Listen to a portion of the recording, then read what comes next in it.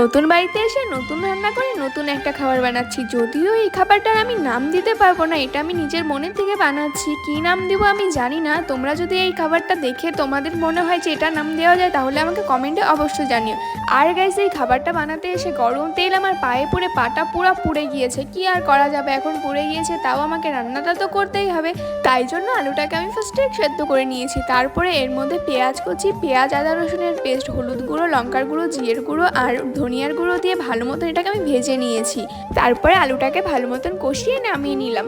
আর আটাটাকে যেহেতু আমি আগেই মেখে রেখেছিলাম, এটাকে পুরির মতন একটা সাইজ করে আর কষানো আলুটা দিয়ে ভালো মতন সাইড দিয়ে আটকে তারপরে তো এখন গরম গরম তেলে ছেড়ে দিব। জানি না এটার নাম তোমরা কী দেবা, পরোটাও বলতে পারো, বাট পরোটা এতটা পরিমাণে আলু দেওয়া হয় না যতটা আমি দিয়েছি।